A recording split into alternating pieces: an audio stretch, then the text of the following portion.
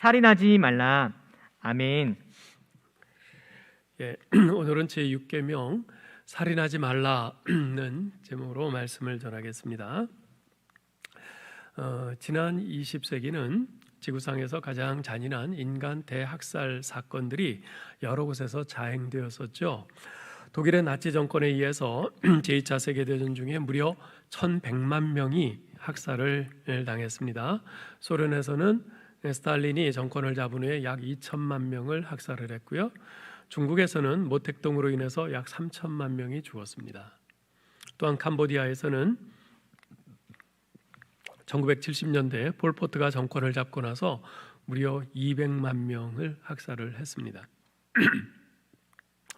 이러한 대학살의 원인은 여러 가지가 이제 복합되어 있을 겁니다. 그러나 그 모든 대학살에 공통적으로 들어있는 가장 근본적인 원인이 있습니다. 그것은 바로 그들이 지니고 있는 사상입니다. 사상. 미국 시카고 대학의 교수였던 리차드 위버는 이런 유명한 말을 했습니다. Ideas have consequences. 즉 사상은 결과를 초래한다는 말입니다. 내가 어떤 사상을 가지고 있느냐 그에 따라서 행동도 달라진다는 것입니다. 공산주의자들은 그들의 유물론 사상에 의거해서 인간을 그저 복잡한 구조를 가진 단백질 덩어리로 간주해 버렸습니다. 그래서 자신들이 행하는 대학살을 그저 마음에 들지 않는 단백질 덩어리를 청소해 버리는 것 정도로 생각을 했죠.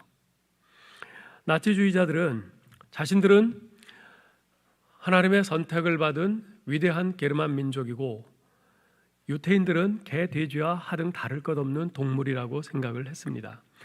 그들이 그와 같은 게르만 민족 우월주의는 600만의 유태인들을 가스실로 보내는 것에 대해서 전혀 꺼리낌이 없게 만들었습니다. 그저 개, 돼지를 도살하는 것 정도로 생각한 거죠. 여러분, 이처럼 사상은 결과를 초래합니다. 우리가 어떤 사상을 가지고 있느냐에 따라 우리의 행동은 다르게 나타납니다. 인간을 단순한 단백질 덩어리로 보면 인간의 존엄성은 더 이상 발을 붙일 수가 없습니다. 그런 점에서 오늘 우리가 살펴보는 이 제6계명 살인하지 말라는 계명은 대단히 중요합니다.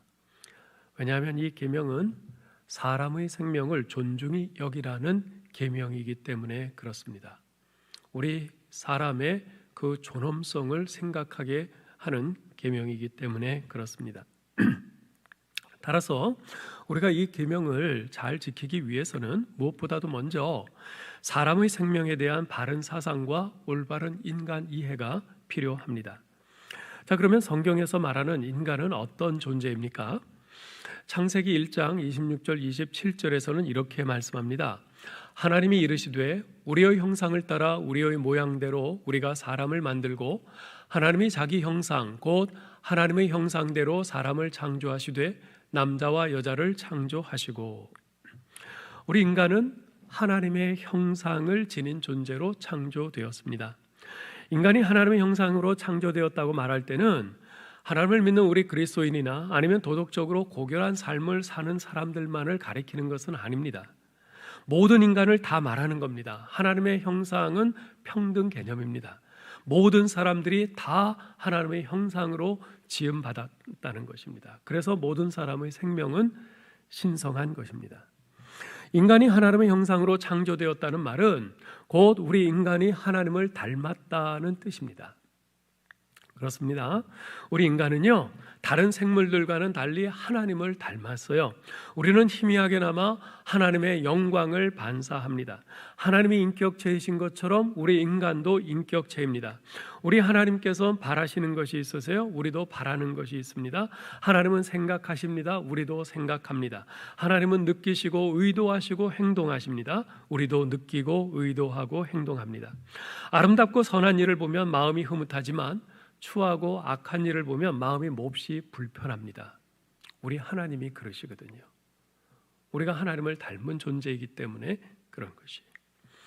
이처럼 인간은 하나님의 형상을 지니고 있기 때문에 인간을 죽이는 행위는 하나님의 형상을 파괴하는 행위가 되는 것이고 하나님을 모독하는 행위인 것입니다. 그래서 창세기 9장 6절에서 이렇게 말씀하죠.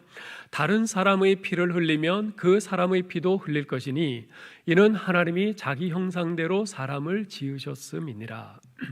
즉 어떤 사람이 다른 사람을 죽인 행위에 대해서 하나님께서 반드시 처벌을 하시는데 그 이유는 그가 하나님의 형상을 지닌 다른 존재, 하나님의 형상을 지닌 존재인 다른 인간을 죽였기 때문이라는 것입니다.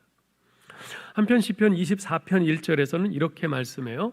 땅과 거기에 충만한 것과 세계와 그 가운데 사는 자들은 다 여호와의 것이로다. 이 말씀 안에는 인간의 생명도 당연히 포함됩니다.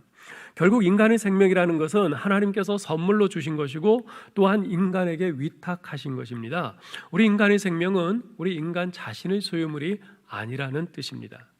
그러하기에 인간이 누군가의 생명을 자의로 파괴하는 행위는 하나님의 소유물을 불법으로 처분하는 행위요, 따라서 중대한 죄악이 됩니다. 그 생명을 끝내거나 인간의 종말을 멸하실 수 있는 분은 오직 하나님 한 분뿐이세요. 그것은 하나님만의 특권입니다. 그러므로 인간의 생명을 파괴시킬 때에는 반드시 그것이 하나님의 뜻과 하나님의 법에 부합하는가를 신중히 고려해야만 합니다. 이제까지 인간에 대해서 우리가 가져야 할 올바른 시각에 대해서 잠시 살펴보았는데요. 그러면 이제 제6계명의 참된 의미가 무엇인지를 들어와서 살펴보겠습니다. 제6계명은 살인하지 말라라는 두 단어로 되어 있는데요. 살인하다, 말라 두 단어로 되어 있는데 여기서 살인하다에 해당하는 히브리 원어의 단어가 어떤 단어인가를 아는 것이 참 중요합니다. 히브리어에 죽인다는 단어들이 여러 개가 있어요. 그 가운데서 오늘 본문에 사용된 단어는 라짜흐라는 동사입니다. 이 동사의 기본적인 의미는 불법적으로 사람을 죽이는 행위를 가리킵니다. 물론 여기서 불법적인 것과 합법적인 것을 구별하는 기준은 하나님이 정해주신 질서와 하나님의 법입니다. 이 명령은 하나님의 법과 질서가 허용하지 않는 살인을 금하고 있습니다. 이 말은 하나님의 법과 질서가 허용하는 합법적인 살인 행위까지도 금하는 것은 아니라는 말입니다. 예컨대 하나님께서 인간을 죽이시는 일이라든지 또는 불가피한 전쟁 상황에서 적군을 죽인다든지 또는 법이 정한 규정에 따라서 사형을 집행한다든지 하는 행동 같은 것까지 금하고 있지는 않다는 말입니다. 성경에서 그러한 정당한 살인 행위들을 묘사할 때는 하라그라는 다른 동사가 사용되었습니다. 자, 그러면 이 라짜흐라는 이 동사에 의해서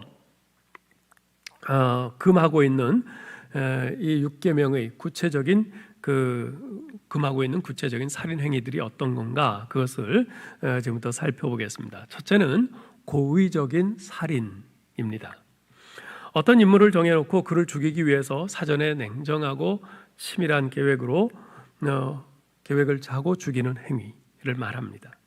이것은 본인이 직접 죽이지는 않더라도 다른 사람을 시켜서 죽였다 해도 역시 마찬가지예요. 예를 들어서 다윗이 우리아를 전쟁터에 내보내서 죽게 한 것, 그것이 바로 그런 경우죠. 다윗은 우리아를 직접 죽이진 않았어요. 그렇지만 전쟁터 최일선에 보내서 싸우다가 적군으로 하여금 죽게 만들었죠. 이것은 고의적인 살인인 것입니다. 두 번째로 충동적인 살인이 있어요. 사전에 의도적으로 계획하지는 않고 다만 어떤 기회에 순간적인 감정의 폭발로 인해서 충동적으로 사람을 죽인 경우입니다. 우발적으로 자행되지만 활활 타는 분노의 충동으로 인해서 이루어진 경우죠. 예를 들어서 가인이 아벨을 죽인 것이 그런 경우죠.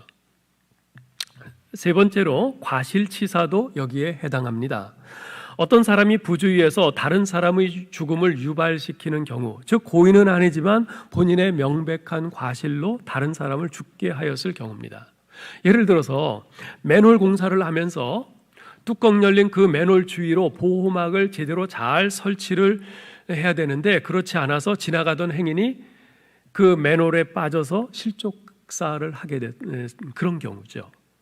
또 운전을 하는데 신호등의 빨간불을 무시하고 뭐 좌회전이나 우회전 이렇게 하고 건너가다가 미처 길을 건너는 행인을 보지 못하고 쳐서 죽였을 때 명백한 이런 과실치사에 해당합니다. 자, 지금까지 말씀드린 뭐 고의적인 살인이나 충동적인 살인 또는 이 과실치사 이런 것에 대해서는 우리가 뭐 별다른 이견이 없습니다. 이건 분명히 이건 살인하지 말라는 이 계명을 어긴 거다. 우리가 분명히 다 그렇게 받아들입니다. 그런데 제가 이제부터 말씀드릴 세 가지는 참 사람들 간에 많은 논쟁과 논란이 있습니다. 우리 그리스도인들 사이에서도 그런 논란이 있는 것을 종종 봅니다. 그래서 이번 기회에 여러분들이 지금부터 말씀드리는 이러한 이슈들에 대해서 분명히 성경적인 견해를 잘 아시고 우리가 그 성경적인 분명한 입장을 가질 수 있기를 바랍니다. 첫 번째는 낙태입니다. 낙태. 지난 화요일, 즉 24일 정부의 국무회의에서는 낙태법 개정안을 의결해서 국회에 발의했는데요. 그 개정안에 따르면 임신 14주까지는 이유 불문하고 임신부가 원하면 무조건 낙태를 할 수 있습니다.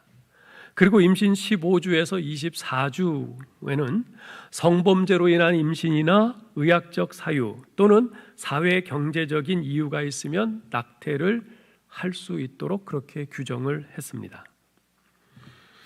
국회에서는 이 개정안을 오는 12월 31일까지 통과시키려고 하고 있습니다. 법을 만드는 정치인들은 여성의 선택권을 주장하는 유권자들의 표를 의식해서 이 낙태를 지금 합법화하려고 합니다. 한 나라의 지도자임을 자처하는 사람들이건만 이처럼 직접적으로 생명과 연관된 중요한 이슈에 접근하는 동기가 너무나도 얄팍해서 참 실망을 금치 못합니다. 지난 1994년 미국 워싱턴에서 열린 미국 국가조찬 기도회에 인도에서 온 한 작고 연약한 늙은 여성이 초청 연사로 나왔습니다. 그녀는 낙태를 찬성하는 빌 클린턴 대통령 부부와 여러 그 정부 부처의 고관들이 주시하고 있는 가운데 연단에 올라서 흔들림 없는 확신에 찬 목소리로 다음과 같이 담대하게 선포했습니다. 한번 들어보세요. 제가 생각하기에 오늘날 가장 큰 평화의 파괴자는 낙태입니다. 낙태는 어린이를 대상으로 하는 직접적 전쟁이며 죄 없는 어린 아기에 대한 직접적 살인입니다. 낙태를 용인하는 나라는 그 국민들에게 사랑하기를 가르치는 것이 아니라 그들이 원하는 것을 얻기 위해 어떤 폭력이라도 사용해도 좋다고 가르치고 있는 것입니다. 낙태를 통하여 어머니는 사랑하기를 배우는 것이 아니라 자기의 문제들을 해결하기 위하여 자기 자신의 아기까지 죽여도 괜찮다는 것을 배우는 것입니다. 그리고 낙태를 통하여 아버지는 자기가 세상에 데리고 들어온 아기에 대한 어떤 책임도 지지 않아도 된다고 배우는 것입니다. 그 아버지는 다른 여자들에게도 똑같은 문제를 일으키기 쉽습니다. 그러므로 낙태는 그저 더 많은 낙태로 몰고 갈 뿐입니다. 이 초청 연사가 누군지 아시겠습니까? 바로 테레사 수녀였어요. 그녀는 가장 핵심적인 문제를 지적했습니다. 낙태는 사랑을 보여주는 것이 아니라 우리가 원하는 것을 얻기 위해서는 폭력을 쓰라고 가르쳐주는 것이다. 그렇습니다. 자기 자식을 낙태시키는 부모는 사랑하기를 배우지 않고 자기들을 책임감에서 해방시키기 위하여 야만적인 방법, 폭력적인 방법을 사용하는 것을 배웁니다. 태중의 아기가 낙태될 때마다 생명이 무시되고 우리는 인간으로서의 책임을 내팽개쳐 버리는 것입니다. 오늘날 우리 사회는요, 사랑보다는 자기 이익에 더 관심이 있는 그런 성향을 보이고 있어요. 결과적으로 모든 사람의 개인적 이익이 가장 우선시되는 그런 사회에서는 윤리와 도덕이 갈수록 더욱 마비되어 갑니다. 하나님의 율법이 권위를 잃고 설 자리를 잃어버려요. 낙태가 바로 그 가장 대표적인 예인 것입니다. 자, 이 낙태에 있어서는 낙태라는 이슈에 있어서는 이것을 옹호하는 사람들과 반대하는 사람들 간에 아주 첨예한 대립이 있는데요. 자, 그럼 낙태를 옹호하는 사람들의 주장은 무엇입니까? 첫째로 생명은 언제 시작되는가라는 문제와 관련이 있는데요. 낙태 옹호자들은 낙태는 인간을 죽이는 것이 아니라 아직 인간이 되기 이전의 세포나 신체의 일부분을 떼어내는 것과 같은 것이다 라고 주장을 합니다. 무슨 말입니까? 태아는 아직 인간이 아니라는 거예요. 여러분 어떻게 생각하세요? 어머니 배에서 나와야만 인간입니까? 아직 태중에 있는 그 아이는 인간이 아닌가요? 하나님께서는 전혀 그렇게 말씀하지 않으세요. 시편 139편 13절에서 다윗은 이렇게 말합니다. 주께서 내 장부를 지으시며 나의 모태에서 나를 조직하셨나이다. 하나님께서 내 장기를 다 지으셨고 나의 모태에서 나를 조직하셨다. 모태에 있을 때부터 나라는 인격체가 존재한다는 말이에요. 16절에서도 말합니다. 내 형질이 이루기 전에 주의 눈이 보셨으며 나를 위하여 정한 날이 하나도 되기 전에 주의 책에 다 기록이 되었나이다. 모태에서 태아의 형체가 다 이루어지기 전에도 하나님께서는 나를 하나의 인격체로 보고 계셨다는 거예요. 그래서 내가 아직 나오기 전에도 하나님께서 생명책에 나를 기록하셨다는 겁니다. 종교개혁자인 존 칼빈은 출애굽기 21장 22절로 25절까지를 주석하면서 이렇게 말합니다. 태아는 비록 모태 안에 들어있을지라도 엄연한 인간이다. 태아에게서 마치 미처 누리지 못한 생명을 빼앗는 것은 사악한 범죄다. 집은 인간에게 가장 안전한 피난처이기 때문에 들에서보다 집안에서 사람을 죽이는 것이 더 끔찍한 범죄에 해당할 것이다. 그와 마찬가지로 빛을 보기도 전에 모태 안에 있는 태아를 죽이는 것도 한층 더 잔혹한 행위로 간주해야 마땅하다. 이렇게 일반인 우리를 죽이는 것보다 아직 모태에서 나오지 못한 그 태아를 죽이는 것이 더 잔혹한 범죄라는 거예요. 무슨 말입니까? 생명은 모친의 태에서 밖으로 나온 때부터 시작되는 것이 아니라 임신과 함께 생명이 시작된다는 것입니다. 이것은 의학적으로도 엄연한 사실입니다.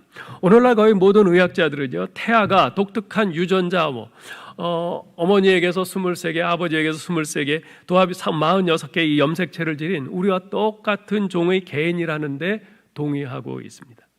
즉 태아가 엄마의 신체의 일부분도 아니고 아빠의 것도 아닌 완전한 한 개인이라는 것이에요.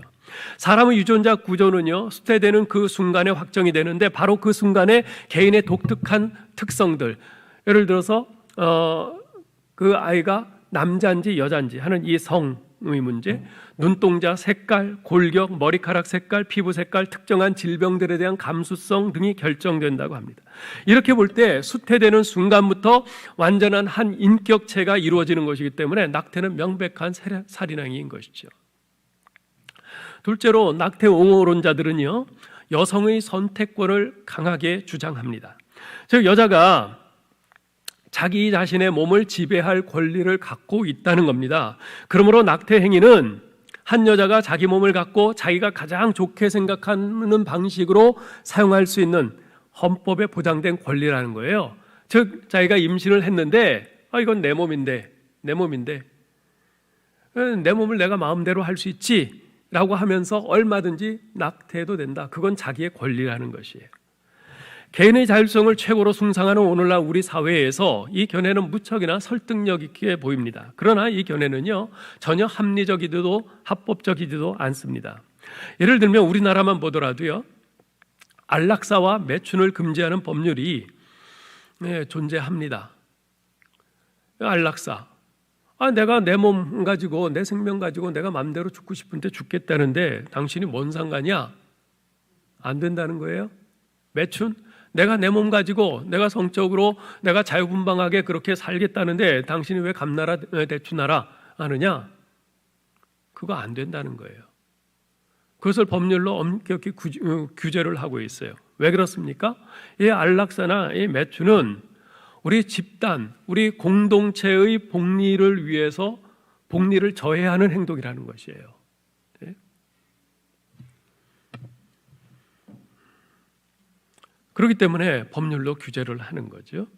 즉 사람들이 자기 몸이라고 해서 자기 몸을 가지고 자기가 좋아하는 대로 아무런 행동이나 할 수 있는 것은 아니라는 것이에요. 지금 내가 내 몸을 가지고 하는 행동이 바로 공공의 복리를 위해서 과연 이것이 그 유익을 위해서 맞는 것인가? 틀리는 것인가? 그 부분이 엄격히 고려되어야 한다는 것입니다.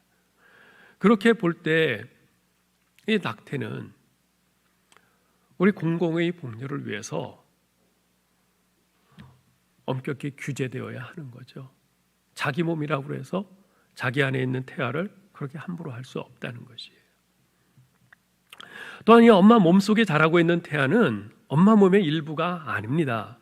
이 태아의 유전자형은요, 엄마의 유전자형과는 확연히 다릅니다.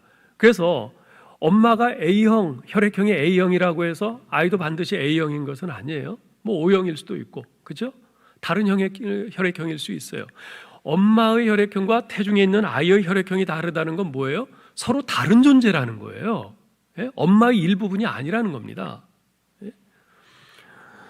또 뿐만 아니라 뭐 엄마는 여자죠. 그렇지만 태중에 있는 아이는 남자일 수 있어요.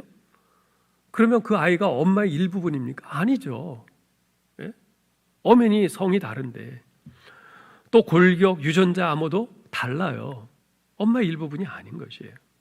즉 태아는 비록 당분간 엄마 몸속에 들어있다 하더라도 결코 엄마의 몸의 일부가 아닌 것입니다. 그렇기 때문에 엄마가 자기 몸 안에 있는 태아라고 해서 자기 마음대로 그렇게 처리할 수 있는 것이 아니라는 것이에요. 예. 그러므로 낙태는 정당화될 수 없는 명백한 살인 행위인 거죠. 셋째로 아기의 삶의 질의 문제가 또한 이슈로 등장합니다. 현재 우리나라 법에서는요, 다음과 같은 경우에 낙태를 허용하고 있습니다. 예를 들면 여성이 원치 않는 상황에서 성폭행을 당해서 임신한 경우, 또 미성년자가 원하든 원치 않든 성관계를 가졌다거나 근친상간을 당하는 등의 이유로 임신한 경우, 또 태어날 아기가 정상아가 아닌 장애아가 분명한 경우, 이런 경우에 법으로 낙태를 허용을 합니다. 왜 허용을 합니까? 그런 경우에 아기가 태어나서 과연 행복한 삶을 살 수 있겠느냐는 것이에요. 행복한 삶을 살 수 없다는 거죠. 성폭행을 당해서 미혼모가 아이를 낳았는데 아버지도 없고 그렇게 비참한 가운데 태어난 아이가 과연 행복할 수 있겠느냐? 차라리 안 태어나는 게 낫다는 거예요. 어떻게 보면 매우 인도주의적인 배려처럼 보입니다. 요새는 초음파 검사가 매우 발달해서요, 아기가 어떤 장애를 가지고 태어날지를 거의 100% 정확하게 알아맞춘다고 합니다. 그래서 장애아가 분명한 경우 그 아이가 태어나면 평생 장애인으로 불행하게 살 텐데 차라리 태어나지 않게 하는 것이 그 아이를 위해서도 좋은 것이 아니냐는 이런 주장이죠. 그런데 과연 그럴까요? 여러분, 우리가 분명히 알아야 할 것은 우리 인간은 오류가 많은 유한한 존재라는 사실입니다. 우리가 아무리 초음파 검사를 통해서 그 아이가 장애아인지 아닌지 그걸 맞출 수 있다 해도 그 아이가 태어나서 살면서 불행할지 행복할지 그것은 단정할 수 없는 거예요.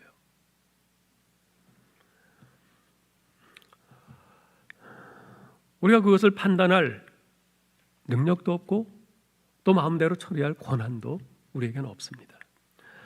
모리스 베어링이라는 낙태를 반대하는 의사가 낙태 옹호론자인 다른 의사에게 이런 질문을 합니다.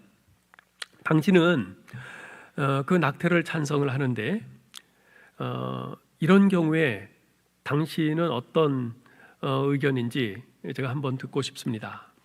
아버지는 매독 환자이고 임신 중인 엄마는 결핵 환자입니다. 이미 태어난 네 자녀 중에 첫째는 보지 못하는 아이였고 둘째는 죽었고 셋째는 듣지도 말하지도 못하는 농아이고 넷째도 결핵 환자입니다. 근데 지금 다섯째를 임신했습니다. 그렇다면 당신은 그 아이를 어떻게 하겠습니까? 그러자 이 낙태 옹호하는 의사가 당연히 나라면 낙태합니다. 그러자 이 모리스 베어링, 이 낙태를 반대하는 의사가 말합니다. 그렇다면 당신은 베토벤을 죽인 것입니다. 지금 이 모리스 베어링이 말한 그 케이스는 실제 베토벤 가정을 이야기한 것이에요. 아버지는 매독 환자요, 어머니는 결핵 환자예요. 첫째 아이는 앞을 보지 못해요. 둘째는 죽었어요. 셋째는 말하지도 듣지도 못해요. 넷째는 결핵환자예요. 누가 보더라도 그런 가운데서 그런 가정 환경에서 태어나면 이 애도 분명히 불행할 거다라고 생각을 하는 거죠. 그런데 결과는 어땠어요? 그 가운데서 베토벤이 태어났어요. 베토벤이 누굽니까? 악성으로 불리는 사람 아니겠어요? 예? 음악의 성인이에요. 예? 오늘날 많은 사람들에게 참 아주 영감과 또 기쁨을 주는 그런 귀한 작곡들을 많이 한 훌륭한 음악인 아니겠어요? 물론 베토벤도 나중에 귀가 안 들렸죠. 그렇다고 해서 그가 불행하다고 누가 그렇게 장담할 수 있겠어요? 이런 일들은 너무나도 많아요. 너무나도 많아요. 여러분 입다 아시죠? 입다, 사사 입다. 사사기 기록에 보면 입다를 소개할 때 그의 어머니가 기생이었다. 그 표현을 써서 표현을 하고 있어요. 그렇게 표현한 의도가 뭐냐 하면 입다는 불행한 가정 환경에서 태어났다는 거예요. 기생인 엄마한테서 태어나서 어릴 때부터 다른 아이들한테 왕따를 당하고 따돌림을 당하고 그렇게 비참하고 불우한 환경에서 태어났다는 거예요. 그런데 어떻게 됐어요? 입다는 이스라엘을 다스리는 사사가 됐어요. 야베스라는 이름은 엄마가 지어줬어요. 이스라엘에서는 아버지가 이름을 지어주는데 어머니가 이름을 지어준 것으로 보아 야베스는 아버지 없이 유복자로 태어난 것 같아요. 게다가 그는 많은 환난과 근심이 그를 둘러싸고 있다고 그랬어요. 그런데 그렇게 아버지 없이 유복자로 태어나고 또 학자들에 따르면 그렇게 환난 근심이라는 것은 그가 장애아로 태어난 것이다 라고 이야기를 하는데, 그렇다고 한다면 아버지 없이 유복자로 태어났어요. 장애인이에요. 그런데 어떻게 됐어요? 하나님께서 그의 기도를 들으시고 도우심으로 그의 모든 형제들보다 더 존귀한 자가 되었다라고 말을 해요. 헬렌 켈러는 태어난 지 19개월이 되었을 때 선홍열에 걸려서 목숨을 잃을 뻔했습니다. 겨우 살았지요. 그렇지만 그로 인해서 시각과 청각을 잃고 말까지 못하게 됐습니다. 그렇지만 그녀는 그런 환경을 딛고서 전 세계 수많은 사람들에게 귀한 영향력을 끼치는 생애를 살지 않았습니까? 여러분, 이런 일들은 수도 없이 많아요. 어떻게 자기의 5분 앞의 인생이 어찌 될지도 모르는 그런 연약하고 한계가 있는 우리 인간이 다른 사람의 그 인생에 대해서 행복할 거다 불행할 거다 그렇게 단정할 수 있냐고요. 아이들에게 있어서 환경이 중요한 것은 사실이지만 그것이 다는 아닙니다. 미혼모에게서 태어난 아이라고 해서 다 불행할 것이라고 어떻게 장담할 수 있습니까? 우린 전혀 장담 못해요. 장애아로 태어나는 아이라고 해서 그 아이가 평생 불행하게 그렇게 살 거라고 누가 그렇게 확신할 수 있어요? 못합니다. 따라서 태아의 장래의 행복을 생각해 주는 척하면서 낙태하는 것은 자신이 전지전능한 하나님임을 자처하는 교만한 태도이면서 살인 행위인 것입니다. 여러분, 이상에서 낙태에 관한 여러 문제들을 좀 상세히 말씀을 드렸습니다. 이렇게 하는 이유는 이 문제가 오늘날 우리나라를 비롯한 세계 각국에서 당면한 도덕적 현안이기도 하고, 또한 무엇보다도 이것이 생명의 창조자이시며 주인이신 하나님께 명백히 도전하는 행위이기 때문에 그렇습니다. 오늘날 수많은 낙태 옹호론자들은 태아가 인간 이하라고 그래요. 태아는 아직 인간이 아니라고 그래요. 아직 인간이 아니므로 얼마든지 낙태해도 괜찮다는 것입니다. 그러나 하나님께서는 절대 그렇게 말씀하지 않으세요. 우리가 이런 면에서 본다면 우리나라는 여타의 다른 나라들보다는 더 어떤 태아에 대한 성경적인 그런 생각을 가지고 있는 것 같아요. 우리나라는 나이를 셀 때 태중에 있는 나이부터 세죠. 그래서 태어나면 일단 1살 되는 거 아니겠어요? 그죠? 근데요, 대부분의 나라들은 뭐 서구는 말할 것 없고 이 아시아권에도 대부분의 나라들은 전부 만 나이로 세요. 그러니까 태어나면 일단 0세예요. 그리고서 1년 지나면 1살이 되는 거예요. 예? 그걸 보면 우리나라는 참 이게 성경적인 그런 태아 의식을 가지고 있다는 그런 생각이 들어요. 그런데 왜 자꾸 그렇게 정말 서구의 다른 나라들을 그렇게 이런 면에서 쫓아가려고 하는지 참 안타깝습니다. 우리 사랑하는 성도 여러분, 우리는 그리스도인으로서의 책임이 있어요. 낙태에 대한 우리의 반대 입장을 분명히 해야 합니다. 성경이, 우리 하나님께서 그건 옳지 않다, 그건 살인이다 말씀하고 있기 때문에 우리가 낙태에 대해서는 분명한 입장을 가져야 됩니다. 낙태법 개정안이 입법화되지 않도록 열심히 기도하고 또 적극 노력해야 합니다. 자, 그 다음으로 또 많이 논란이 되고 있는 문제는 안락사 문제입니다. 안락사란 어떤 사람이 회복이 불가능하고 아주 고통스러운 어떤 질병에 걸려 있을 때 고통 속에서 생명을 유지하는 것보다는 생명을 중단시키는 것이 낫겠다고 판단해서 인위적인 방법으로 그 사람의 생명을 강제로 중단시키는 행위를 말합니다. 오늘날에는 생명 연장 기술의 발달로 죽을 권리와 의사의 도움을 받는 자살에 대한 논쟁이 우리 시대의 가장 폭발적인 의학적 이슈 가운데 하나가 됐습니다. 근데 여기서 우리가 하나 혼동해서는 안 되는 것이 있는데, 적극적 안락사와 소극적 안락사는 엄연히 다르다는 사실입니다. 적극적 안락사는 그야말로 환자의 고통을 제거하기 위해서 환자의 생명을 인위적으로 강제로 종결시키는 것을 말합니다. 반면에 소극적 안락사는 죽음에 직면한 환자에 대해서 치료를 중지하거나 생명 유지 장치, 산소 호흡기라든지 투석기라든지 이런 것을 제거함으로써 환자가 자연적으로 사망하도록 내버려 두는 것을 말합니다. 달리 말하면 적극적 안락사는 생명을 강제로 종결시키는 것이요, 소극적 안락사는 치료를 멈추는 것이에요. 다르죠. 그렇죠? 우리나라에서는 2015년에 국회에서 호스피스 완화 의료 및 임종 과정에 있는 환자의 연명 의료 결정에 관한 법률이 통과돼서 2017년 8월부터 연명치료 중단이 시행되고 있습니다. 이러한 연명치료 중단, 즉 이건 소극적 안락사인데요. 이러한 연명치료 중단은 인위적인 치료를 중단하는 것일 뿐 자연스럽게 임종하도록 놔두는 것이기에 이것은 전혀 제6계명에 저촉되지는 않습니다. 네. 그러니까 부모님들이 산소호흡기로 겨우 연명하고 계신데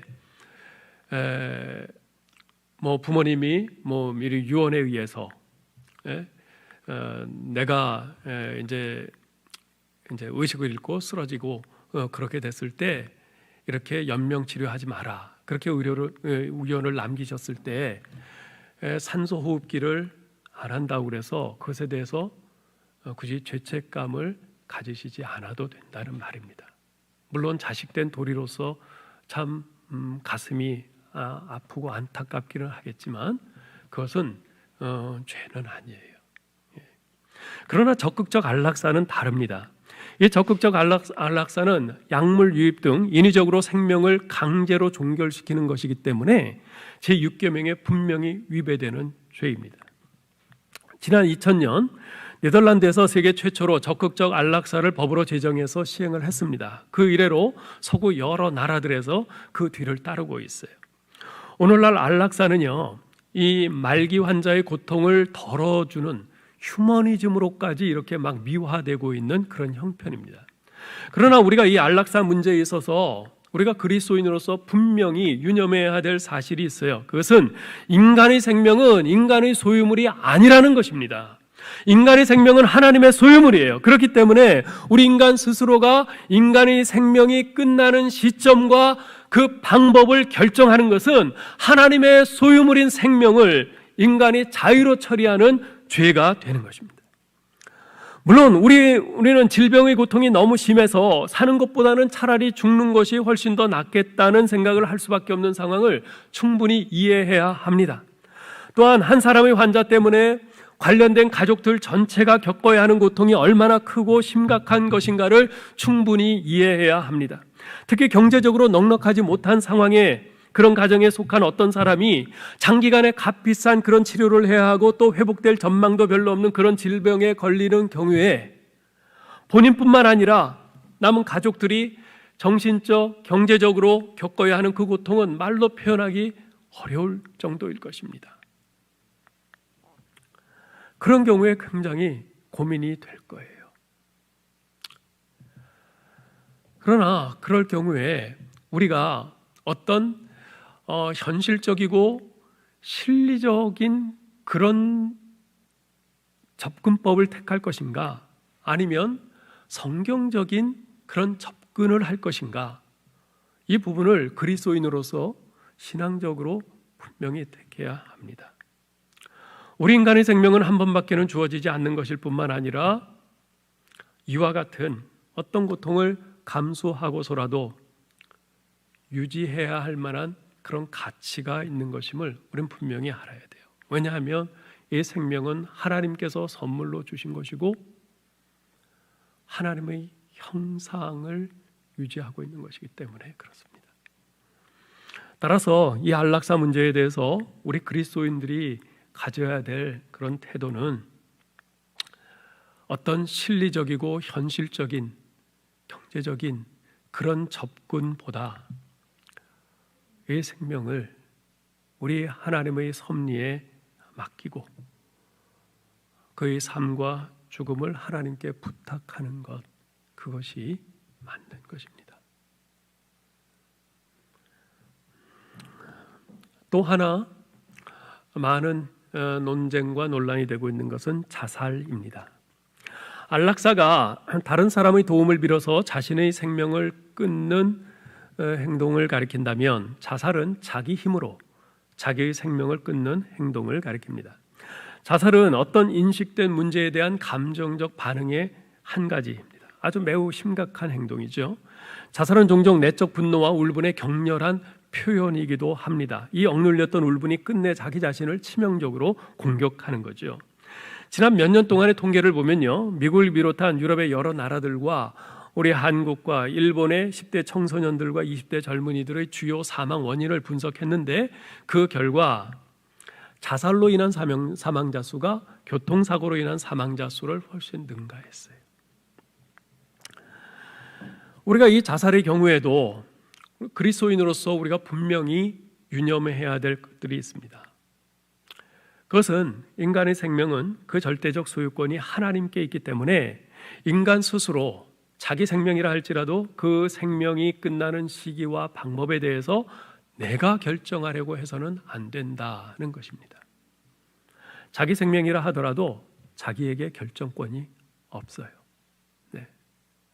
태어날 때 자기가 태어나고자 해서 태어난 것이 아닌 것처럼 죽는 것도 자기 마음대로 죽는 것이 아닌 것입니다. 인간의 태어남과 죽음은 우리 하나님께 달린 하나님의 고유한 권한입니다. 특별히 우리 그리스도인은 한 가지를 더 생각을 해야 되는데, 고린도전서 6장 19절로 20절에서는 이렇게 말씀합니다. 너희 몸은 너희가 하나님께로부터 받은 바 너희 가운데 계신 성령의 전인 줄을 알지 못하느냐? 너희는 너희 것이 아니라 값으로 산 것이 되었으니 그런즉 너희 몸으로 하나님께 영광을 돌리라. 우리 몸이 뭐라고요? 성령이 거하시는 전이라. 성령이 거하시는 전이라. 네? 우리 생명은 바로 성전인 것이. 우리 그리스도인은 이 생각을 분명히 가져야 됩니다.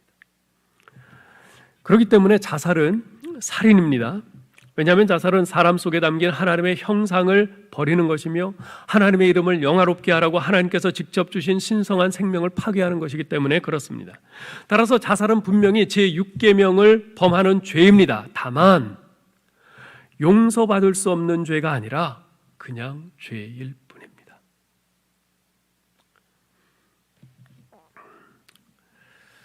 우리가 자살을 다른 죄보다 더 아주 심각하게 생각하는 경우가 있는데 꼭 그렇지 않습니다. 자살은 죄이지만 용서받을 수 없는 그런 죄는 아니에요. 용서받을 수 없는 죄는 딱 하나죠. 예? 신성모독, 예? 성령을 회방하는 죄, 그거 하나밖에 없어요. 자, 그런데 여기서 우리가 유의할 점은요, 자살을 한 사람이라고 해서 우리와는 다르고 우리보다 훨씬 더 악한 사람이라고 생각해서는 안 된다는 것입니다. 자살을 하는 사람들 가운데 정말 냉철하게 손익계산을 철저히 해서 그 다음에 자살을 실행에 옮기는 사람은 거의 없습니다. 오히려 대부분은 순간적인 충동에 의해서 또는 자기 마음을 스스로 통제하지 못하는 우울증 같은 그런 병적인 상태에서 그런 행동을 하는 경우가 많다는 것이에요. 예. 저는 제가 미국에서 목회하면서 제가 목회하던 교인이 3사람 자살한 경우가 있었어요. 한 명은 중학교 학생인데 이 아이는 이렇게 목을 매는 것이 어떤 기분인가 그거를 시험을 해보다가 그걸 못 풀러서 죽었어요. 또 한 명은 대학을 가서 이제 타지로 이제 그 학교를 떠난 아이인데 어느 날 자살했다는 연락이 온 거예요. 근데 지금도 그 이유를 아무도 몰라요. 그 아이는 이제 곧 여름 방학이 되면 같이 에콰도르에 이제 의료 선교를 가기로 그렇게 다 하고 지금 준비도 하고 있는 아주 신앙도 좋고 그런 아이였는데 그 이유를 지금도 몰라요. 또 한 명은 저희 교회에 있다가 워싱턴으로 직장을 잡아갖고 떠난 집사님인데 직장에서의 스트레스가 너무 심해가지고 우울증에 걸려갖고 그렇게 자살을 했어요.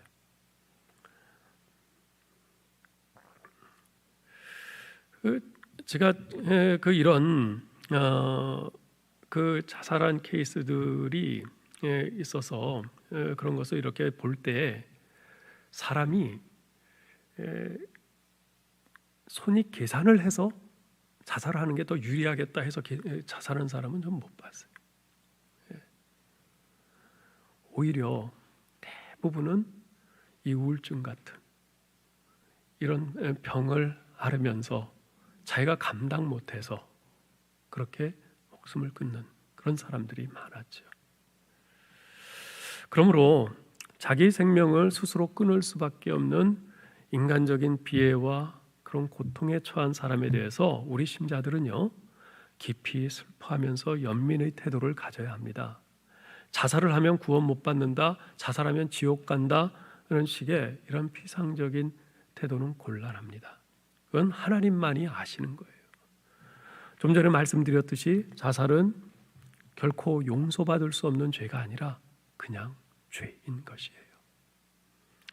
자살의 문제를 생각할 때 우리는 오히려 책임감을 더 깊이 느껴야 합니다. 자살은 개인과 사회에 의해서 내가 버림받았다는 그런 마지막 표현일 수 있어요. 물론 모든 자살이 다 그런 것은 아니지만 여러분, 우리는 교회 공동체로서 이 복음의 부요함을 통해서 믿음과 소망과 사랑을 이 세상에 전해주라고 부르심을 받았습니다. 따라서 만일 우리가 조금만 더 그 사람에게 관심을 가졌더라면, 조금만 더 그 사람에게 사랑을 쏟았더라면 하는 안타까운 책임의식을 가져야 하는 것이지, 자살한 사람을 저 사람 지옥 갔네, 구원 못 받았네 이렇게 정죄하는 태도는 신자가 가져야 될 태도가 아닌 것입니다. 자살한 사람의 죄를 물으시는 것은 하나님이 하실 일이에요. 우리는 복음의 공동체로서 우리가 해야 할 일을 제대로 하지 못했다는 이 안타까운 책임의식을 가져야 하는 것입니다. 어쩌면 우리 자신도 그런 충동을 느낄 때가 있을 겁니다. 요즘 코로나19 사태가 장기화되면서 코로나로 인한 우울증이 급증하고 있다고 합니다. 왜 안 그렇겠어요? 코로나19 때문에 외출이나 여행도 마음대로 못하지요. 사람도 맘 편히 만나지 못하지요. 거의 하루 종일 마스크를 쓰고 다녀야죠. 게다가 경제 불황으로 인해서 내일 어떻게 될지 모르는 늘 불안함과 그 긴장감이 있어요. 이 코로나19 사태가 언제 종식될지 앞이 보이질 않습니다. 그러다 보니 우울증까지는 아니더라도 마음 한쪽이 늘 불안하고 답답한 것이 사실 아닙니까?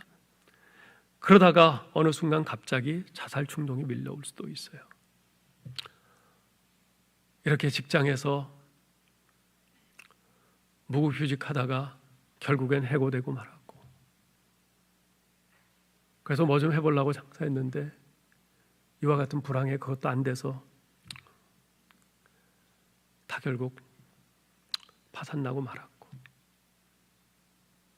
정말 언제까지 이렇게 살아야 되나, 이렇게 사는 게 무슨 의미가 있나, 그러면서 갑자기 그런 충동이 막 밀려올 수도 있지요.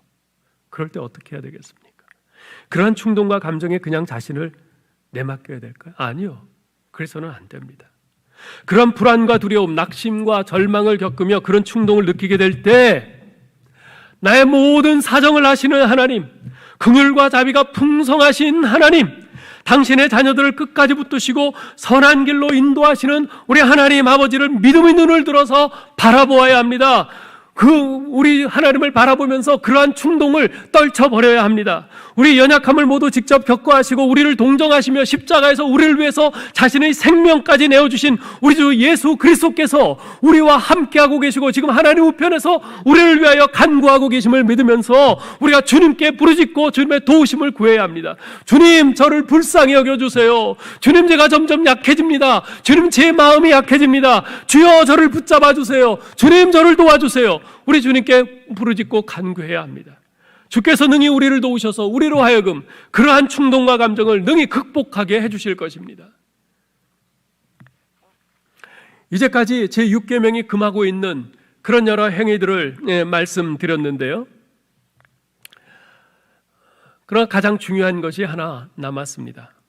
그것은 바로 우리 예수님께서 이 제6계명에 대해서 말씀하신 것입니다. 이 제6계명에 대한 가장 완전한 해석은 예수님께서 말씀하신 산상수훈에서 발견할 수 있습니다. 예수님께서는 외적으로 사람을 죽이는 행위만이 제6계명을 범한 것이 아니고 마음속으로 형제에 대하여 묘하는 마음을 품으면 그건 역시 정신적으로 살인죄를 범하는 것임을 강조하셨습니다. 마태복음 5장 21절 22절을 보세요. 옛사람에게 말한 바 살인하지 말라, 누구든지 살인하면 심판을 받게 되리라 하였다는 것을 너희가 들었으나 나는 너희에게 이르노니 형제에게 노하는 자마다 심판을 받게 되고 형제를 대하여 라가라 하는 자는 공회에 잡혀가게 되고 미련한 놈이라 하는 자는 지옥불에 들어가게 되리라. 사도 요한도 같은 말씀을 합니다. 요한일서 3장 15절에 보면 그 형제를 미워하는 자마다 살인하는 자니 살인하는 자마다 영생이 그 속에 거하지 아니하는 것을 너희가 아는 바라. 주님의 이 말씀을 하이델베르크 요리문답 제106문에서는 다음과 같이 정리해서 우리에게 가르쳐주고 있습니다. 이렇게 묻습니다. 이 계명은 단지 살인행위에 대해서만 말하는 것입니까? 답은 이래요.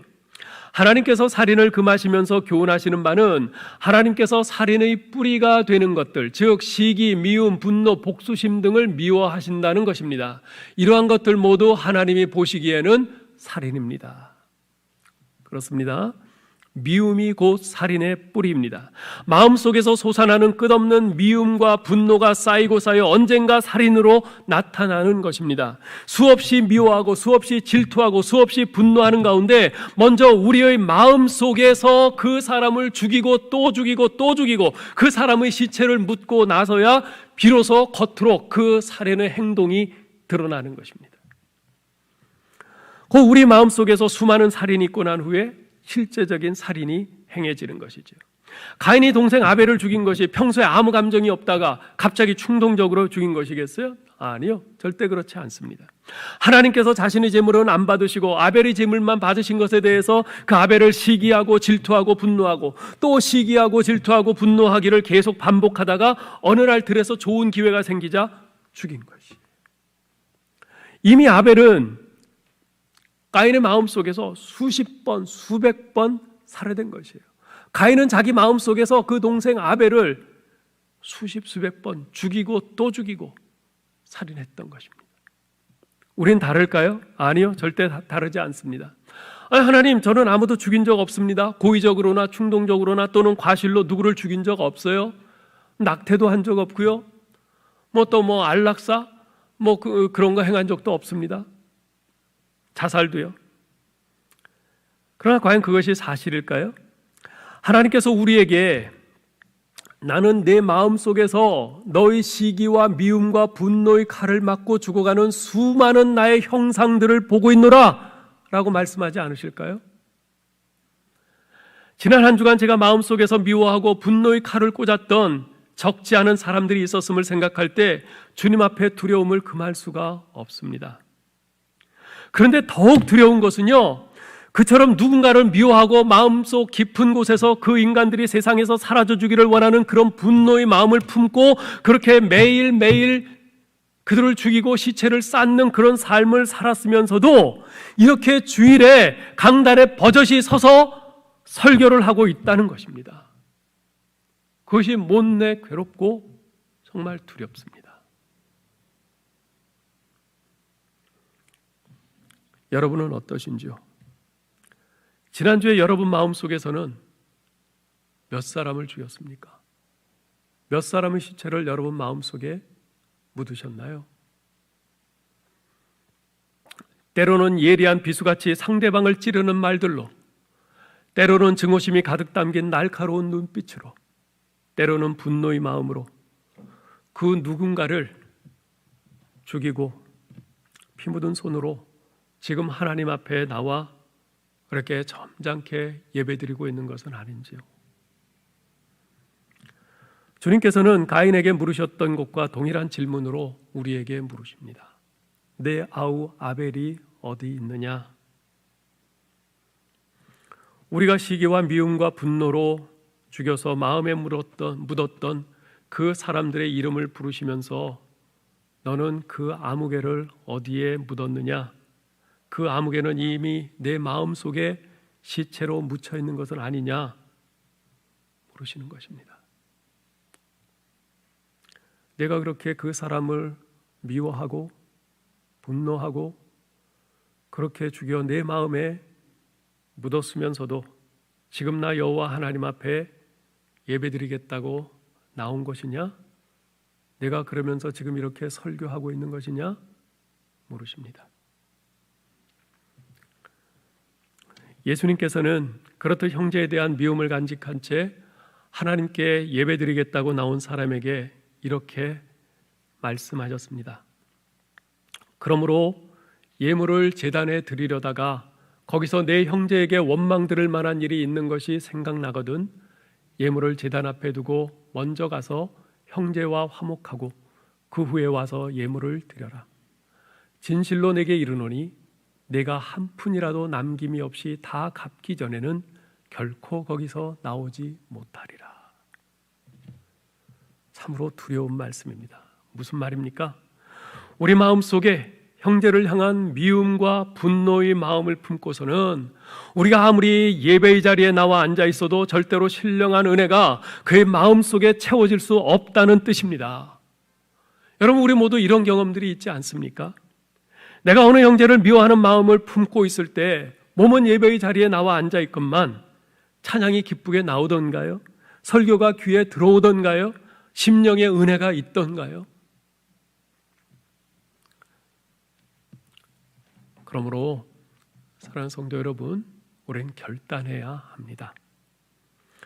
누군가를 끝까지 미워하며 하나님의 은혜와 축복으로부터 점점 멀어져 가든지 아니면 그에게 다가가서 용서를 구하고 화목함으로 하나님의 은혜와 축복의 강물에 뛰어들든지 결단해야 합니다. 다른 말로 하면 내가 미워하고 분노하는 그 사람을 내 마음속에서 계속 죽이든지 아니면 그를 죽이기 위해서 칼을 든 내 자신을, 그런 내 자신의 미움을 갖고 있는 내 자신을 죽이든지 둘 중 하나를 택해야 합니다. 답은 분명하죠. 우리 속에 있는 미움을 종식시켜야죠. 그걸 죽여야죠. 근데 결국 이 미움을 종식시키기 위해서는 누군가가 희생의 제물이 되어야 합니다. 감사하게도 우리에게는 이미 우리의 희생 제물이 되어 주신 예수 그리스도께서 계십니다. 에베소서 2장에서 사도 바울은 이렇게 말합니다. 이제는 전에 멀리 있던 너희가 그리스도 예수 안에서 그리스도의 피로 가까워졌느니라. 그는 우리의 화평이신지라. 둘로 하나를 만드사 원수된 것 곧 중간에 막힌 담을 자기 육체로 허시고 또 십자가로 이 둘을 한 몸으로 하나님과 화목하게 하려 하심이라. 원수된 것을 십자가로 소멸하시고 그로 말미암아 우리 둘이 한 성령 안에서 아버지께 나아감을 얻게 하려 하심이라. 사랑하는 성도 여러분, 우리는 예수 그리스도의 그 은혜를 받고 그 은혜의 맛을 아는 사람들입니다. 그렇다면 이제 형제를 미워하는 내 자신을 십자가에 못 박기로 결심해야 하지 않겠습니까? 비록 괴롭고 자존심을 꺾어야 하는 고통이 있을지라도 형제를 미워하는 우리의 마음을 끊임없이 십자가에 못 박고 또 못 박으십시다. 그래서 더 이상 나의 믿음의 형제들이 그리고 누군가가 내 마음속에서 내 미움의 칼에 찔려 시체로 묻히는 일이 없도록 하십시다. 그런 우리의 모습을 보실 때 하나님 아버지께서 오늘 내가 비로소 진정한 예배를 받았노라 기뻐하시며 우리를 통해 영광 받지 않으시겠습니까? 아무쪼록 오늘 우리가 받은 이 제6계명 살인하지 말라는 이 계명의 참 의미를 우리 마음 가운데 잘 담고 내가 미워하고 분노하던 그 어떤 사람, 그래서 내 마음속에 계속해서 죽여왔던 그 사람에 대해서 예수 그리스도의 그 십자가의 은혜를 의지하면서 하나님, 제 미움을 죽이겠습니다. 미워하는 제 자신을 죽이겠습니다. 이렇게 결단하고 선택하고 가서 사과하고 용납하고 화목하여 우리 하나님께서 기뻐하시는 참된 예배자로 서시는 우리 모두 될 수 있기를 주님의 이름으로 축원합니다. 하나님 은혜를 감사합니다. 오늘 저희에게 제6계명 살인하지 말라는 계명을 다시 듣게 하셨습니다. 그동안 다른 계명들은 몰라도 이 제6계명만큼은 자신 있어 하던 저희들이었지만 오늘 우리 주님께서 해석해 주신 그 말씀을 들을 때 자신이 없어지는 것을, 아니 이제까지 내가 너무나도 이 제6계명을 수도 없이 많이 범하며 살아왔구나 하는 것을 고백하지 않을 수 없습니다. 아버지 하나님, 그러나 이제 예수 그리스도의 십자가의 은혜로 거듭난 저희들 오늘 주님의 말씀을 다시 들었사오니 그 말씀을 붙들고 또 주님의 은혜를 붙들고 이 말씀에 순종해 나가는 저희들 되기를 원합니다. 특별히 우리의 마음속에서 그 누군가를 향해 미워하고 분노하던 그 마음을 죽이게 하여 주시옵소서. 그를 용납하고 그에게 용서를 구하고 화목함으로 주 안에서 같이 참 예배자로, 정말 하나님께서 기뻐하시는 바른 예배자로 서가는 우리 모두 되게 하여 주시옵소서. 우리 주 예수 그리스도의 이름으로 기도하옵나이다. 아멘.